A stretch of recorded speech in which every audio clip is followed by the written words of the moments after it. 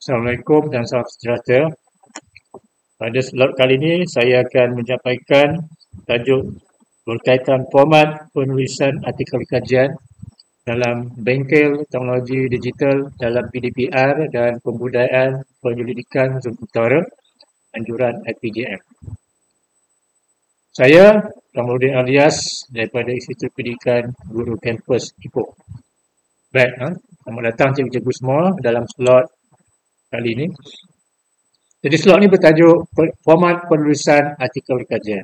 Baik, jadi satu slot yang sangat penting lah kepada cikgu-cikgu untuk menghasilkan satu artikel yang mengikut format yang sepatutnya dalam penulisan ilmiah. Jadi cikgu telah belajar tentang kaedah kuantitatif, kualitatif sebelum ni dan ini satu slot untuk kita mempelajari lebih umum ataupun lebih detail tentang format penulisan artikel kajian. Baik, umumnya artikel kajian ni kita boleh hantar ataupun kita boleh hantar ke conference ataupun persidangan ataupun kolokium. Yang kedua kita boleh hantar ke penerbitan jurnal sama ada jurnal tidak berbasis ataupun jurnal yang berimpak tinggi. Jadi umumnya sama aja format artikel dalam suatu tulisan ilmiah ini. Baik. Okey. Jadi dalam satu artikel tu dia ada dua bahagian. Yang pertama bahagian abstract, yang kedua ialah bahagian teks. Ada dua bahagian.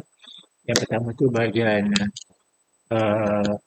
abstract, yang kedua itu bahagian teks Okey, jadi panjangnya lebih kurang 3,000 hingga 5,000 patah perkataan tidak termasuk rujukan. Lebih kurang 3,000 hingga 5,000 patah perkataan tidak termasuk rujukan lebih kurang 10 hingga 15 muka surat artikel kita.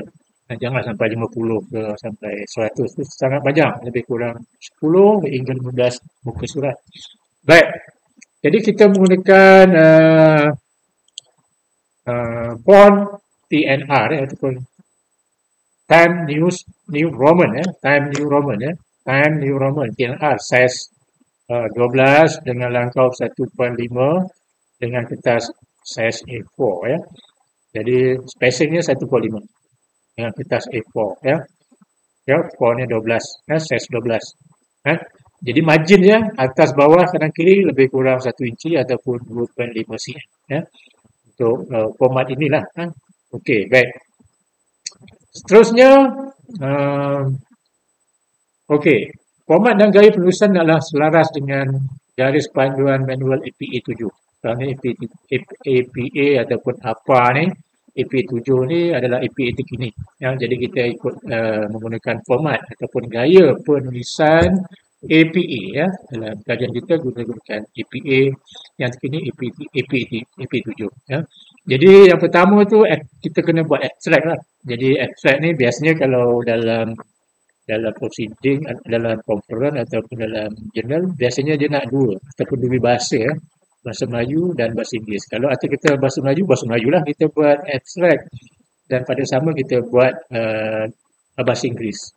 Dia terpulang kepada pihak-pihak berkaitan sama ada nak menggunakan PI kalau kita artikel kita dalam bahasa Melayu. Tapi biasanya kalau kita nak hantar ke jurnal, dia memang kena bahasa Inggeris dimasukkan kalau artikel kita bahasa Melayu di Malaysia lah. Begitu sebaliknya. Dan dia ada abstract panjang abstract tidak melebihi 150 perkataan. Abstract itu panjangnya 150 patah perkataan dan dia mesti ada kata kunci kata kunci atau keyword ni kalau artikel bahasa Melayu ada kata kunci bahasa Melayu dan abstract tu ada bahasa Inggeris, kita kena sediakan kata kunci bahasa Inggeris dan yang paling penting manuskrip yang dihantar ni untuk jurnal ke ataupun persidangan tidak pernah diterbitkan dalam penerbitan lain atau dihantar untuk jurnal lain ini sisi etika penyelidikan jadi kalau kita dah hantar ke sini kita tak boleh hantar ke tempat lain khususnya yang dah ada ISSN ataupun ISBN jadi kita tak boleh bentangkan atau tak boleh masukkan dalam penerbitan 2-3 kali dalam satu penerbitan ilmiah. Okey, jadi ini umumnya format penulisan artikel kajian umumnya. Jadi perkara pokok yang besar tu ada abstract. Dia ada introduction tu, dia ada literature review, dia ada methodology, dia ada result, dia ada discussion, conclusion dan sebagainya. Kan? Ini perkara pokok lah. Kalau kita tengok artikel tu di bahasa pokok yang besar tu mesti ada abstract, yang mesti ada introduction, mesti ada LR, mesti ada methodology, result, discussion, conclusion dan sebagainya. References. Itu wajib. Itu perkara pokok. Umumnya satu kajian. Tapi dalam konteks cikgu-cikgu ni, dalam mereka ni kita lebih terperinci lah format kajian ni supaya cikgu tidak tercicir di bahagian-bahagian penting. Ini bagi mereka yang dah biasa dengan kajian, dia tahu kalau introduction tu dimasuk dekat mana. Apa benda yang dimasukkan, apa perkara yang dimasukkan. Kalau metodologi tu, apa perkara yang dimasukkan. Kalau bagi kita yang masih lagi kita nak menceburi bidang pendidikan, dia lebih terperinci lah, lagi mudah untuk kita supaya tidak tercicir lah maklumat-maklumat penting dalam suatu artikel pendidikan. Baik, jadi saya akan sediakan dua format. Format pertama ni yang kajian biasa ni, yang kita lakukan sekarang ni. Jadi yang penting tu, ini format umum, tulisan bahasa Melayu kajian yang biasa, konvensional ni. Okey, jadi ada tajuk, abstract, ada kata kunci situ, ada pengenalan, detail lagi bawah tu, ada literature review, metodologi, detail bawah tu, pendapatan, perbincangan, integrasi, kesimpulan dan rujukan. Nanti saya akan bincang terperinci berikutnya, slide berikutnya. Baik. Ini format umum tulisan bahasa Inggeris. Yang tadi itu bahasa Melayu, yang ni headingnya dalam bahasa Inggeris tu kan. Bagi yang tak biasa, ni dia punya tajuk-tajuk atau subtajuk dia untuk format bahasa Inggeris. Lebih kurang je.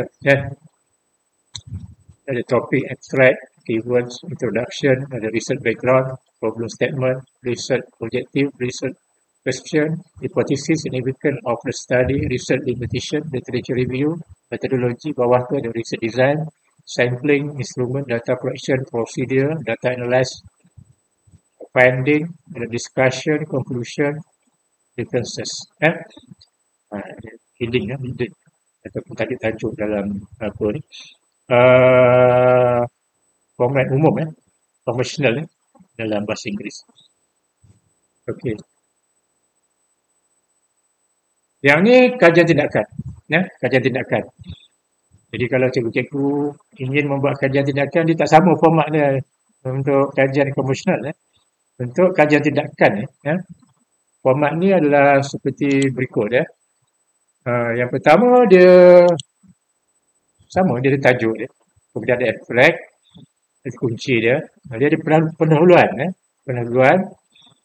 Kemudian bawah pendahuluan tu dia ada pengenalan, dia ada konteks, ada refleksi, pengajaran dan pembelajaran. Dan bawah habis tu, topik pendahuluan dia ada fokus kajian. Fokus kajian tu di bawah tu, bawah fokus kajian tu ada pemilihan fokus kajian, ada pengumpulan data awal, tindakan. Dan di bawah fokus tu ada tajuk baru, subtajuk baru untuk objektif dan soalan kajian. Di bawah objektif tu ada peserta kajian.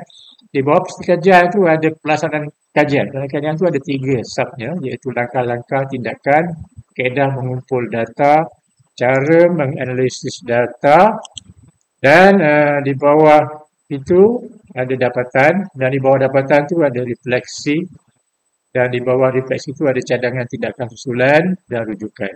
Ini format kajian tindakan. Tapi untuk sebelum ni saya lebih fokus kepada kajian konvensional. Tapi kalau cikgu-cikgu nak buat kajian tindakan, beginilah caranya, beginilah formatnya. Formatnya. Baik.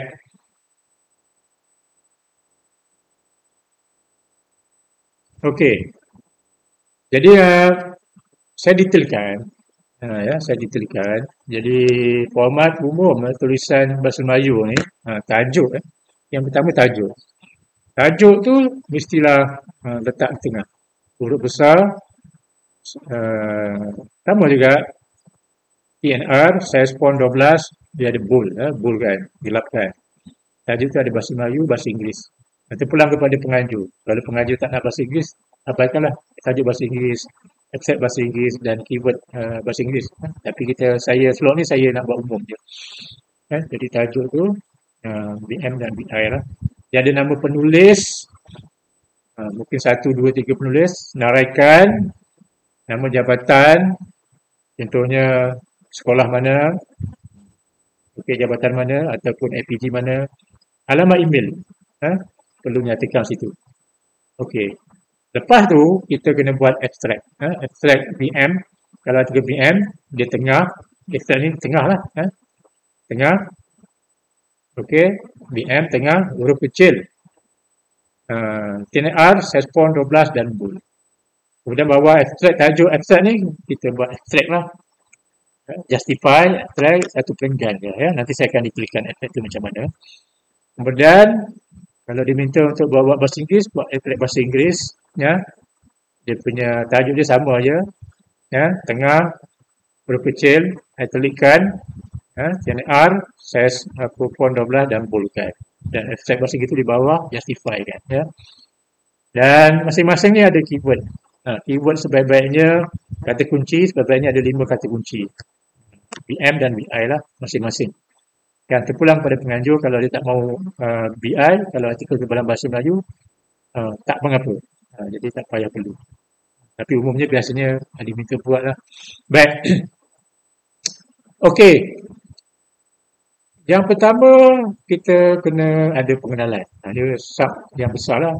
Yang kita nyatakan sebelum ni ada pengenalan.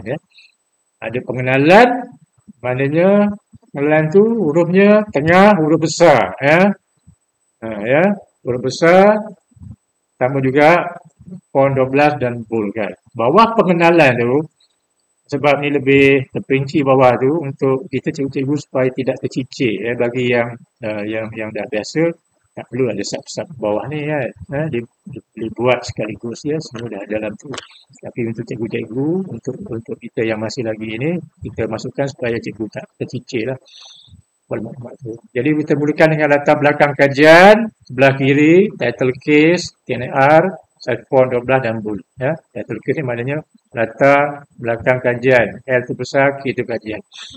Lepas latar belakang kajian tu, sama juga dia punya format ni. Kita buat kenyataan masalah, tujuan kajian, soalan kajian, hipotesis, kepentingan kajian dan juga batasan kajian. Ini perkara yang perlu ada lah di bawah pengenalan. Okey.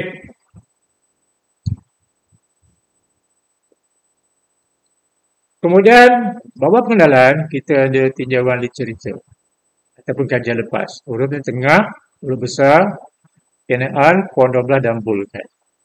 Baik, dah buat literatur, tinjauan literatur, kita buat metodologi ni, dia punya huruf ni tengah, huruf besar, TNR, font 12 dan bold kan. Baik. Di bawah metodologi ni, kita ada reka bentuk kajian. Sampel kajian, instrumen kajian, prosedur pengumpulan data, analisis data. Jadi dia kiri lah, letak di kiri. Title case, TNR, saiz font 12 dan bold kan. Itu penting. Di bawah metodologi tu ada perkara-perkara ni. Jadi kalau yang dah biasa tak perlu ada sub-sub ni. Tapi bagi kita yang masih baru, elok kita buat reka bentuk tu, bawah tu ceritakan. Sampel kajian, bawah tu ceritakan. Instrumen kita ceritakan. Prosedur kita ceritakan dan sebagainya. Supaya tidak tercicir maklumat-maklumat tu.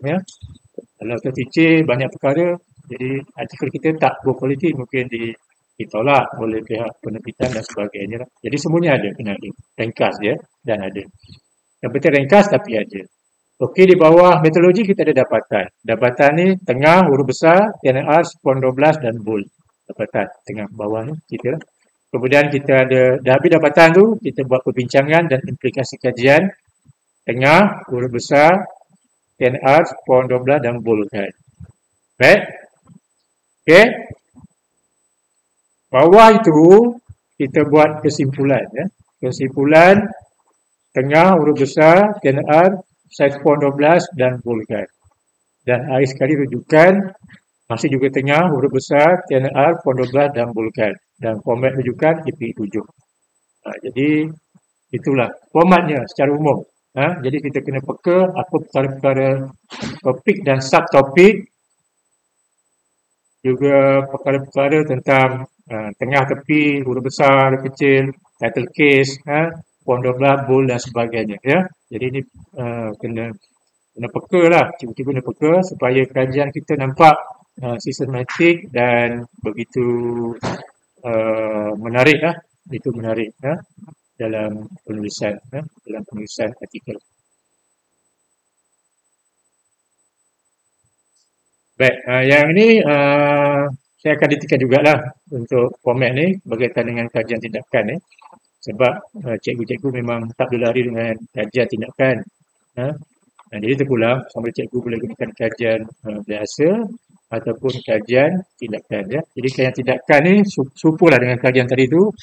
Dia ada tajuk, nama penulis, nama jabatan, alamat email. Dan dia ada BM, abstract BM dan abstract BI kalau diminta. Jadi punya tulisan abstract tu tengah huruf kecil, TNR, size font 12 dan boldkan. Kalau BI huruf kecil, italic, TNR, size font 12 dan boldkan. Dan bawah tu ada kata kunci ya, sebaik-baiknya 5 kata kunci.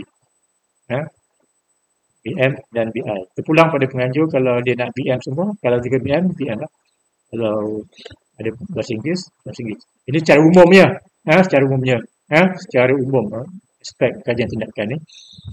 Kemudian, seperti yang tekan tadi, jadi dia ada pendahuluan. Dalam pendahuluan tu dia ada perkenalan kajian, ada konteks, ada refleksi pengajaran dan pembelajaran. Ya. Jadi kalau pendahuluan tu tengah lah. Tengah huruf besar, TNR, size font 12 dan bold. Bawah pendahuluan tu dia ada pengenalan, kajian, konteks, refleksi, pengajaran, pembelajaran. Jadi semua ni belah kiri, title case, TNR, size font 12 dan bold kan. Okay, bawah pendahuluan ni kita buat fokus kajian. Tengah huruf besar, TNR, size font 12 dan bold kan. Bawah fokus kajian ni kita buat masukkan pemilihan fokus kajian, pengumpulan data awal dan tindakan. Semua letak di kiri, title case, TNR, size font 12 dan boldkan. Okey? Baik. Selepas fokus kajian, kita buat objektif dan soalan kajian, kita sekalikan huruf tengah, huruf besar, TNR, size font 12 dan boldkan. Bawah objektif dan soalan kajian, kita buat peserta kajian, tengah, huruf besar, TNR, font 12 dan boldkan. Lepas peserta kajian ni, pelaksanaan kajian. Masih juga tengah, huruf besar, TNR, size font 12 dan boldkan. Bawah pelaksanaan kajian ni, dia ada 3 perkara. Langkah-langkah tindakan, kaedah mengumpul data, cara menganalisis data, dia semua letak di kiri, title case, TNR, size font 12 dan boldkan. Okay. Kemudian, pendapatan, refleksi, cadangan tindakan susulan, lepas cadangan tindakan susulan, rujukan ikut format APA. Jadi semuanya letak di tengah. Huruf besar, TNR, size font 12 dan bold. Okey. Jadi ini format umum. Format umum kajian tindakan.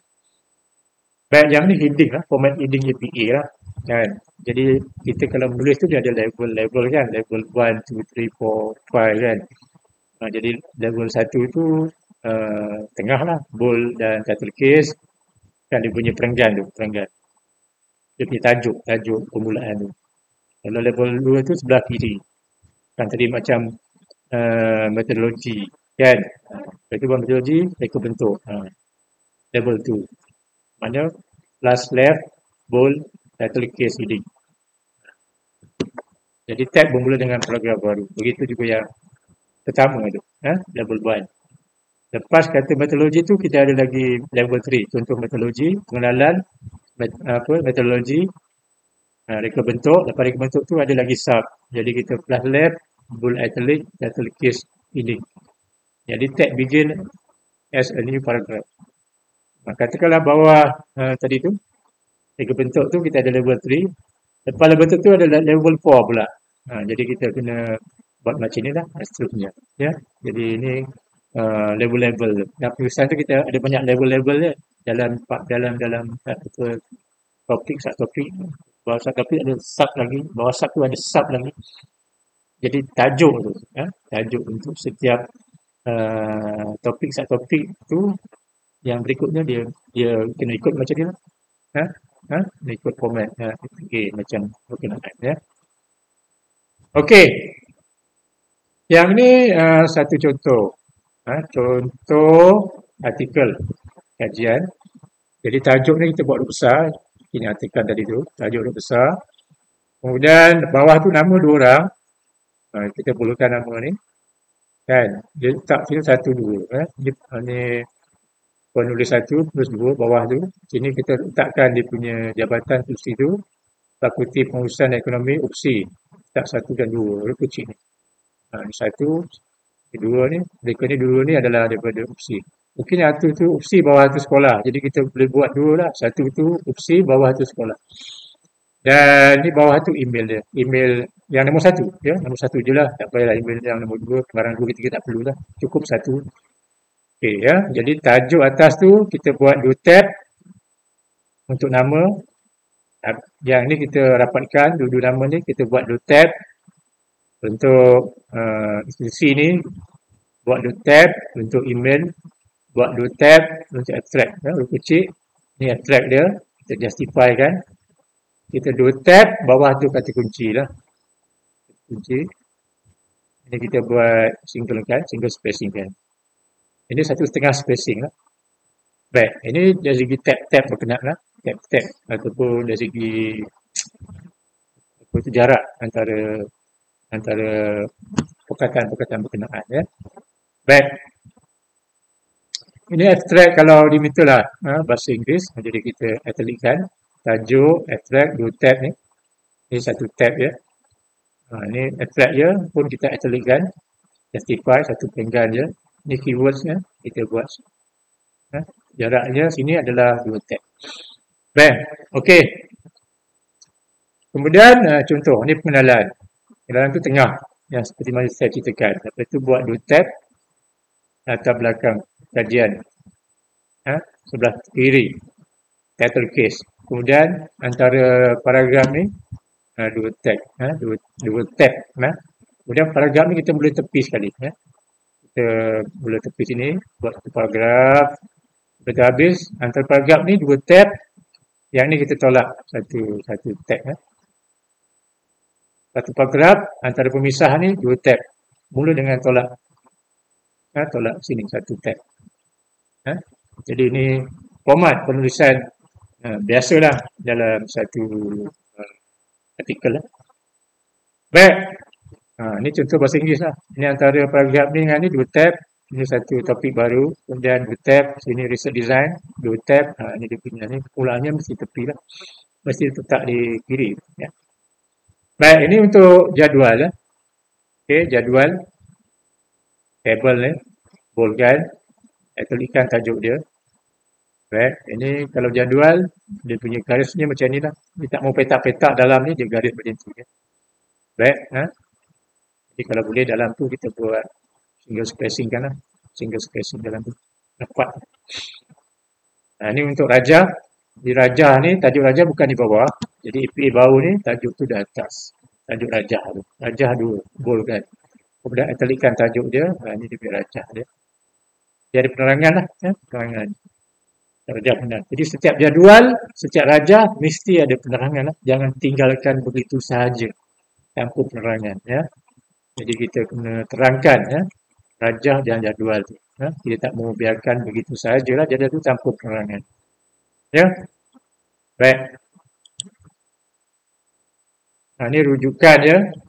Okey, rujukan macam ni lah. Dia single spacing antara ni satu tab atau dua tab. Satu tab lah biasanya. Dia single spacing. Single spacing semua ya. Dia macam ni format dia. Okay.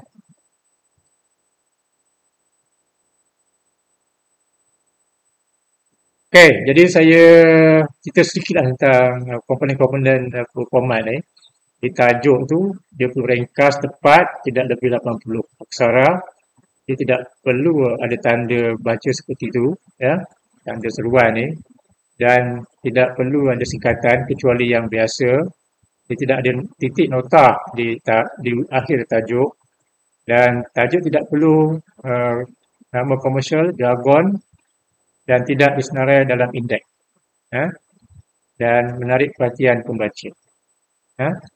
Okay, abstract. Abstract mesti ada pendahuluan, metodologi, dapatan, perbincangan, kesimpulan dan tulis satu perenggan. Justify.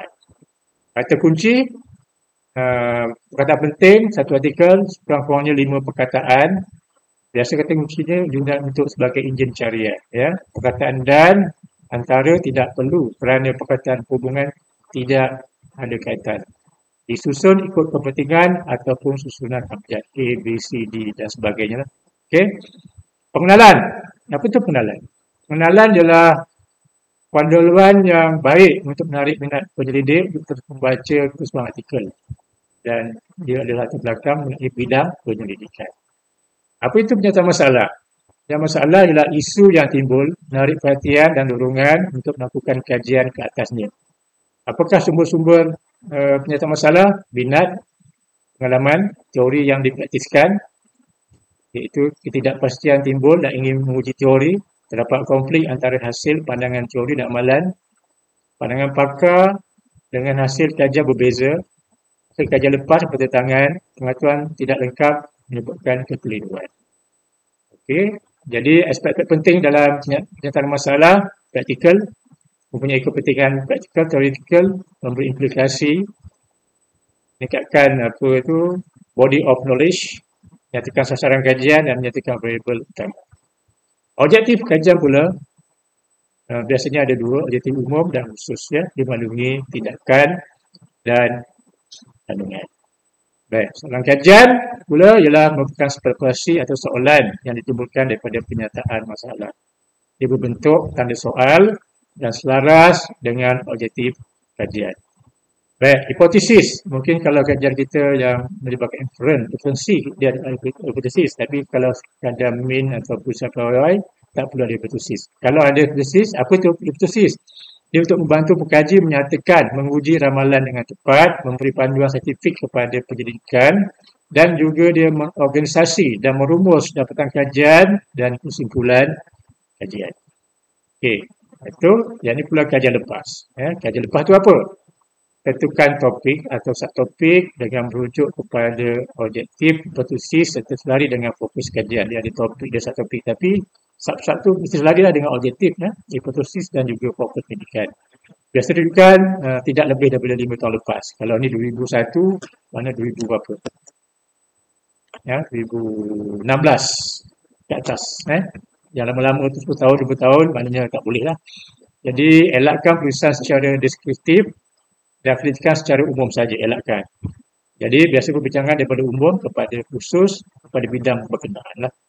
Okey, jadi metodologi itu ada 3 yang umum. Secara kuantitatif, kualitatif dan method. Kalau kuantitatif ni, pekerjaan tinjauan. Baik, kalau reka bentuk ni, dia ada 3 tadi kan. Reka bentuk kuantitatif, kualitatif, mixed method. Jadi kalau metode kuantitatif ni kita pilihlah sama ada post facto, eksperimen, tinjauan, korelasi. Ini kajian kuantitatif.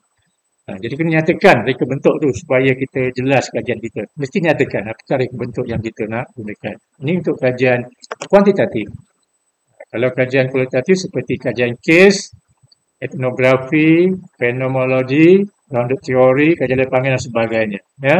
AR ni termasuk dalam kajian acceleration ni masuk dalam kajian kualitatif dan kajian sejarah. Aspek penting yang lain itu persimpulan, ya. Jadi persimpulan ni ada 2 kategori, persimpulan berkeberangkalian, ya, melibatkan awak mudah, sistematik, awak berlapis, dia cikgu kena study lah. Yang kedua kategori persimpulan bukan keberangkalian seperti proporsi sampling, kuota, snowball dan sebagainya. Mesti nyatakan jenis persimpulan dalam kajian kita. Baik, instrumen, ini pun penting. Kenyatakan sama ada instrumen kita, soal sidik ke, nombor bual ke, dokumen ke, kematian. Jadi kalau kuantitatif ni, soal sidik. Kalau kualitatif, temu bual, dokumen dan pemerhatian. Instrumen menyatakan. Jadi yang penting juga instrumen tu dalam aspek kesahan, kepercayaan, sama ada kajian kuantitatif atau kualitatif dan juga kajian perintis. Ya.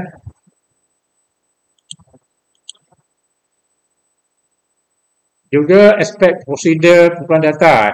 Ini melibatkan langkah-langkah bermula dalam pengumpulan data seperti pengumpulan keputusan, kajian daripada EPRD atau pejabat dan sebagainya. Ya. Kemudian cara instrumen ditadbir ataupun temu bual itu dijalankan. Itu prosedur pengumpulan data. Jadi kemudian lepas kita kumpul, kita kena ada analisis data kajian. Ya. Jadi analisis data kajian ni melibatkan, kalau analisis kuantitatif, kita gunakan SPSS dan Excel dan sebagainya lah. SAM ataupun Smart PLS ya. Jadi kuantitatif ini lebih kepada data yang menyimpul data, mencari hubungan, membuat perbandingan dan juga menghasilkan model. Kemudian kalau data kualitatif kita gunakan perisian in vivo, atlas TI dan sebagainya lah. Jadi strategi analisis data kualitatif ini adalah seperti induksi analitik, kerangka Miles dan Huberman dan kerangka grounded teori. Data kualitatif ya. Dan dapatan. Apa tu dapatan? Ya. Dapatan adalah hasil penting untuk menjawab soalan kajian ataupun menyokong hipotesis. Jadi kita kena sediakanlah rajah jadual yang bersesuaian dengan dan bersama itu nombor dan rajah jadual mengikut urutan. Ya. Jadi tak perlu jelaskan masuk ujian T ke ujian ANOVA sebagainya. Tak perlu. Cuma kita tulis saja. Tak perlu nyatakan apa itu ujian T ANOVA. Jadi hasil negatif tak boleh diabaikan, kena juga nyatakan hasil-hasil yang negatif yang perlu dilaporkan mengikut kesesuaian kita lah. Dan kalau ada data sokongan, pengiraan boleh dimasukkan dalam lampiran. Data-data yang kurang penting lah, ataupun data-data yang sokongan, kita boleh buat lampiran dalam dapatan. Ya, okey.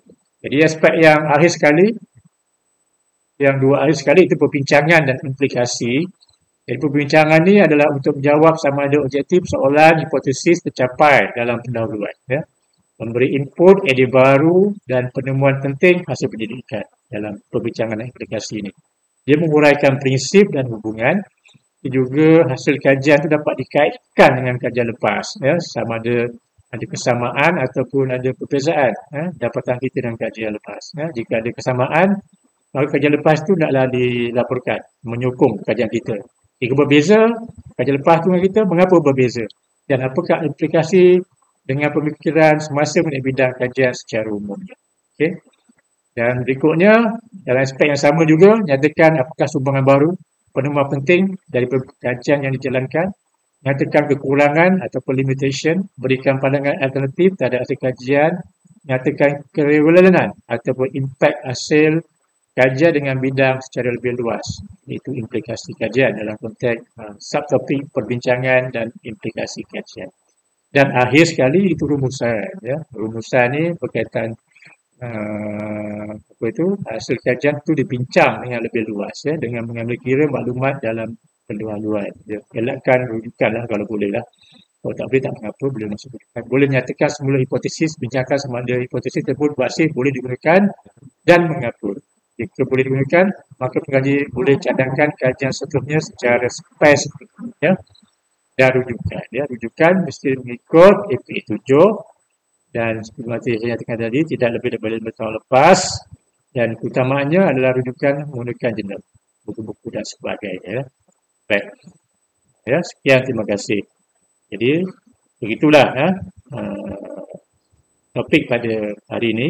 Kali ini iaitu format penulisan artikel kajian dalam bingkil teknologi digital PDPR dan pembudayaan pendidikan Sumatera Utara.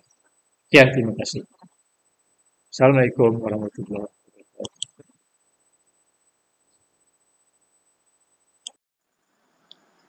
Assalamualaikum warahmatullahi wabarakatuh dan salam sejahtera buat semua.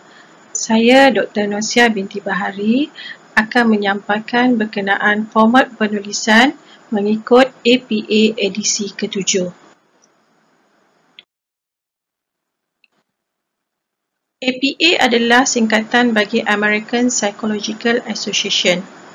Ia diterbitkan pada Oktober 2019.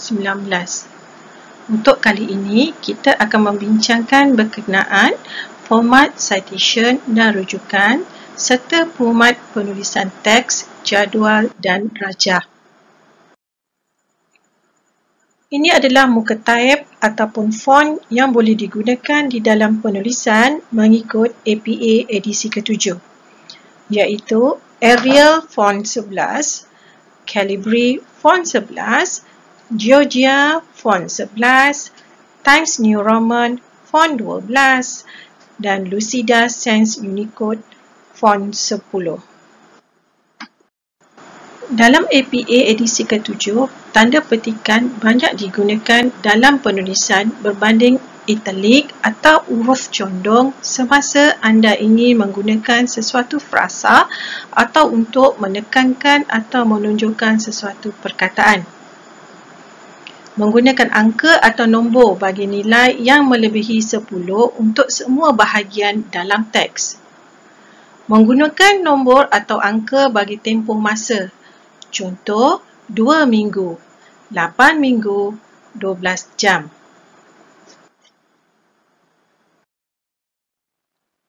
Ayat hendaklah tidak terlalu panjang, tidak berbunga-bunga, mempunyai kejelasan. Menggunakan bahasa yang inklusif dan bebas daripada bias.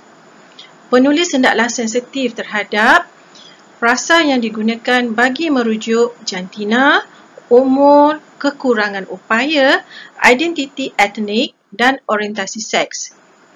Elakkan melabel individu secara spesifik. Contohnya, kita tidak boleh menggunakan perkataan orang pekak bagi APA edisi ke-7, tapi digalakkan menggunakan perkataan mereka yang mempunyai masalah pendengaran. Begitu juga dengan istilah orang tua. Lebih sesuai jika kita menggunakan istilah warga emas dalam penulisan. Dalam penulisan bahasa Inggeris pula, he, she, his atau her tidak digalakkan digunakan kerana ia banyak merujuk kepada gender ataupun jantina. Lebih digalakkan menggunakan perkataan they ataupun dia. Dalam APA edisi ke-7, header tidak diperlukan lagi dalam dokumen penulisan. Bagi tajuk pula, APA 7.0 tiada had bilangan patah perkataan berbanding dengan APA 6.0 yang telah menghadkan tidak boleh melebihi 12 patah perkataan bagi pembinaan tajuk. Untuk penulisan tajuk dan subtajuk pula, untuk level pertama, tajuk hendaklah ditulis dalam centered, bold dan title case. Untuk level kedua, perlu disantak ke kiri. Tajuk perlu di bold dan dalam bentuk title case. Untuk level ketiga, tajuk juga perlu disantakkan ke kiri, bold, italic dan juga title case. Untuk level keempat, tajuk perlu berada di lekukan kanan, bold, title case dan bernokta. Teks bermula pada barisan yang sama selepas tajuk tersebut. Untuk level kelima, tajuk berada di lekukan kanan, bold, italic, title case dan bernokta. Teks bermula pada barisan yang sama pada level kelima. Apa dia jadual? Jadual adalah nilai atau angka atau teks yang ditunjukkan dalam bentuk barisan dan laju. Rajah pula adalah apa sahaja ilustrasi seperti carta, graf, gambar, lukisan, peta dan sebagainya selain daripada jadual. Bagaimana pula hendak kita menulis jadual mengikut APA edisi ke-7? Jadual perlu ada nombor jadual yang ditebalkan atau bold. diletakkan di sebelah atas jadual dan disantakkan di sebelah kiri. Jadual juga perlu ada tajuk, di mana tajuk jadual perlu dicondongkan dan diletakkan di bahagian atas jadual. Terdapat label atau heading bagi jadual tersebut. Perlu ada data yang kita namakan sebagai body.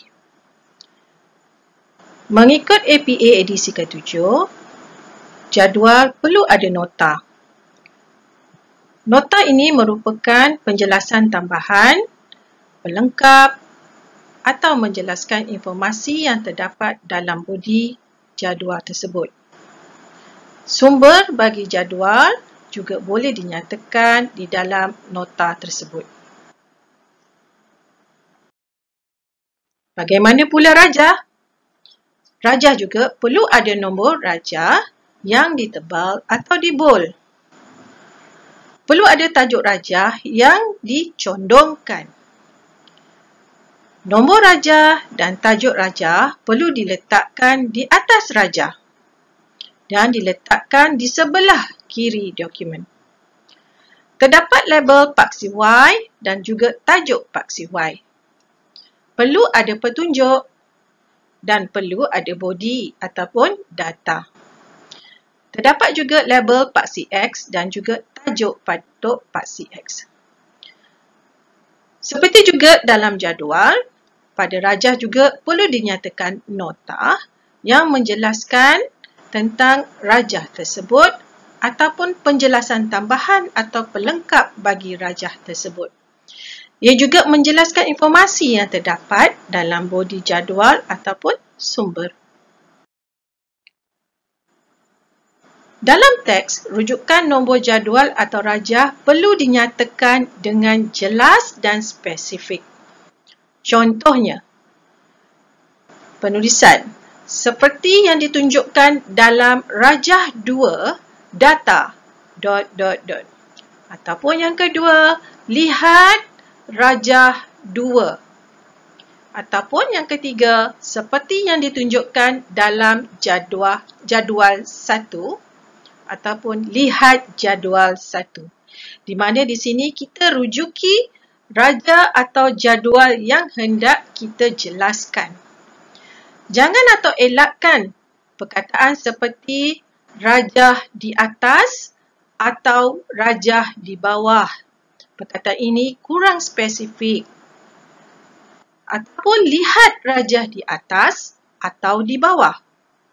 Ataupun seperti yang ditunjukkan dalam jadual di atas atau di bawah, atau lihat jadual di bawah atau di atas. Jadi perkataan ini kurang spesifik dan kita sukar untuk merujuki jadual yang mana satu. Citation adalah nama-nama penulis atau sumber yang dinyatakan dalam penulisan atau hasil karya. Rujukan pula adalah senarai maklumat untuk nama-nama yang telah dinyatakan dalam petikan atau karya yang muncul di akhir penulisan. Bilangan rujukan harus sama dengan bilangan citation yang dinyatakan. Contohnya, sekiranya ada 5 jenis citation yang berlainan, maka perlu ada maklumat rujukan untuk 5 citation tersebut.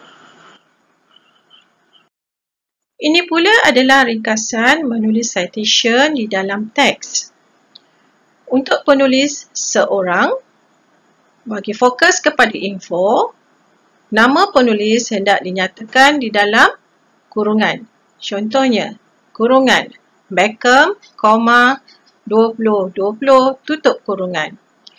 Tapi jika ia fokus kepada penulis, Beckham hendaklah ditulis di luar kurungan. Contoh di sini, Beckham dalam kurungan baru tahun dan tutup kurungan. Jika dua orang, perlu diletakkan dengan simbol dan. Contoh di sini, jika fokus kepada info, Beckham, tanda dan, Erwin, 2020.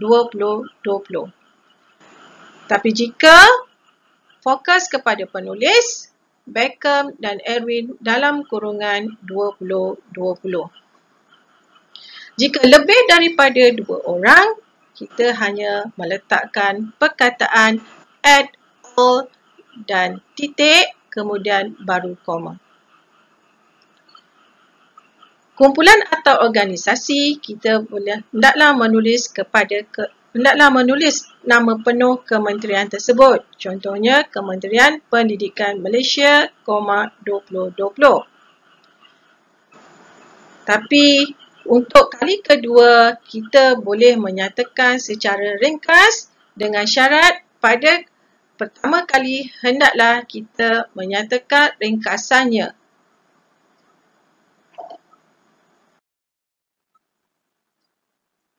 Bagi penulis yang mempunyai nama akhir atau nama keluarga, penulisannya adalah seperti yang ditunjukkan di dalam jadual.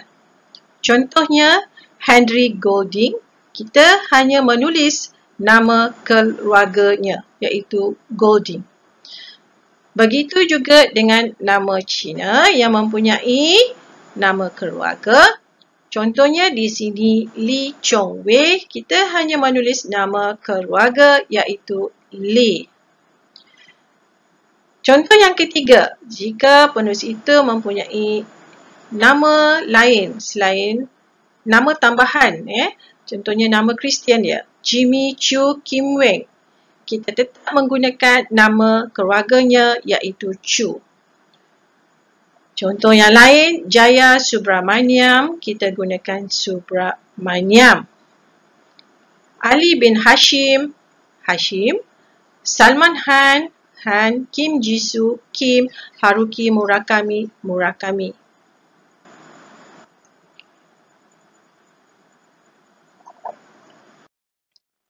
Namun begitu, dalam kes penggunaan nama dalam penulisan di Malaysia, nama-nama Melayu atau Muslim boleh diberikan dalam bentuk nama penuh tetapi tanpa bin atau binti atau senarai pangkat.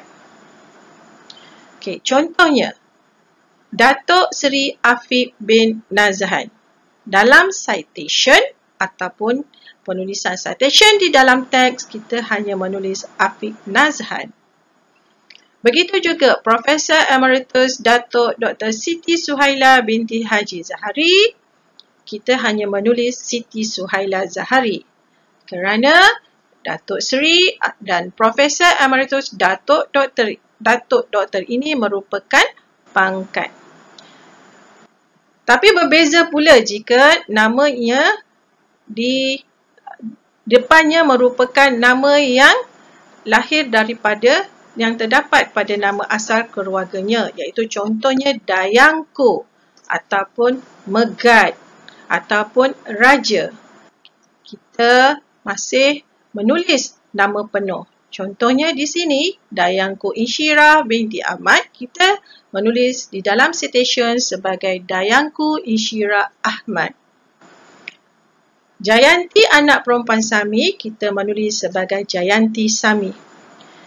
Digalakkan untuk gunakan format nama akhir saja jika penulisan dalam makalah antarabangsa. Okey, jika anda mengambil petikan ayat secara langsung, jika ayat tersebut mempunyai 40 patah perkataan atau kurang, kita boleh meletakkan perkataan tersebut atau ayat tersebut bersama selari dengan citation yang terdapat di dalam teks. Tetapi jangan lupa letakkan petikan, tanda petikan dan juga muka surat. Okay, tapi jika lebih daripada 40 patah perkataan, bagaimana pula? Kita masukkan ayat tersebut dalam bentuk perenggan seperti yang ditunjukkan di dalam slide ini. Jangan lupa meletakkan noktah dan juga muka surat yang dirujuki. Tidak perlu meletakkan tanda petikan. Ini pula merupakan singkatan yang digunakan di dalam rujukan. Jika nama penuh, katalah di sini Queenie Adam. Dalam rujukan, kita gunakan Adam Q. Bagi Chong Ahmir, kita menulis sebagai Chong, A, M. Kelvin Wong Ah Seng, kita tulis sebagai Wong, K, A, S. Bagi Alan Bruce dan Charles David, di mana di sini ada dua orang penulis. Kita letakkan Bruce, A,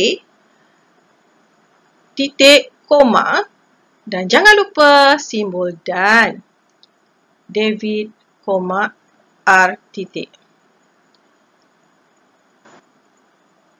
Jangan lupa ya, tanda koma selepas tanda nota. Jika 2 hingga 20 orang penulis, senaraikan semua nama penulis tersebut.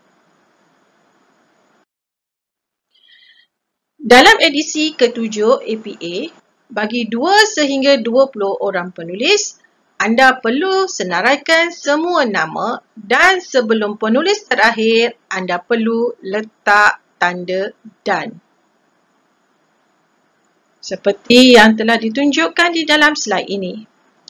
Nama akhir, nama sebelum penulis akhir hendaklah diletakkan koma dan tanda dan. Bagaimana pula jika melebihi 20 orang? Contohnya 23 orang penulis. Sekiranya jumlah penulis adalah melebihi 20 orang, anda perlu gunakan tanda elipsis. Dan bukannya tanda dan. Contohnya yang ditunjukkan di dalam slide ini.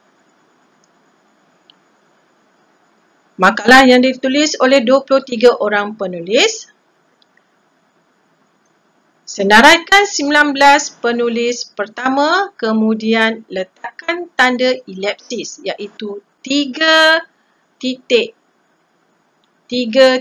sahaja ataupun elipsis dan diakhiri dengan nama penulis yang ke-23. Dengan erti kata lain, maksimum bilangan nama penulis yang akan tertera dalam senarai adalah 20. Sebagai senarai rujukan, semua jenis bahan bacaan, cara menulis nama penulis di bahagian hadapan adalah sama. Yang berubah adalah maklumat lanjut mengikut bahan berkenaan. Contohnya, COVID SR 2020 merupakan sebuah buku. Huang S. Pierce R. adalah bahan yang didapati daripada conference. Begitu juga dengan Nguyen T. merupakan artikel yang diambil daripada internet dalam talian. Tetapi jika anda ambil dalam internet, jangan lupa ambil sekali alamat yang anda gunakan. Okey, di sini dinyatakan DOI. DOI perlu ada untuk artikel tersebut. Apa itu DOI? DOI adalah Digital Object Identifier. Ia mewujudkan satu pautan internet yang tetap kepada sebarang bahan penerbitan ilmiah dan mewujudkan kaedah rujukan yang mudah kepada artikel atas talian. Ini merupakan penyumbang lain yang boleh dijadikan sebagai rujukan. Contoh media, foto. Jurugambar boleh dijadikan sebagai penulis bagi media tersebut. Siri TV pula, penerbit eksekutif boleh dimasukkan sebagai penulis. Web INA pula Nama pengajar boleh dijadikan sebagai penulis. Bagi video streaming online, nama pihak yang memuat video tersebut boleh dijadikan sebagai penulis. Episod podcast, nama hos bagi episod tersebut juga boleh dijadikan sebagai penulis. Bagi filem, nama pengarah boleh dimasukkan sebagai penulis. Ini merupakan contoh rujukan yang terdapat di dalam satu artikel. Senarai rujukan di penghujung penulisan perlu disusun A hingga Z dan tiada nombor susunan. Bagi baris kedua, hendaklah berada di lekukan kanan. Untuk maklumat lanjut berkenaan dengan APA edisi ke-7, tuan-puan boleh mendapatkan rujukan seperti yang saya tunjukkan di sini. Tuan-puan juga boleh merujuk YouTube ataupun portal perpustakaan universiti untuk maklumat lebih lanjut. Sekian, terima kasih.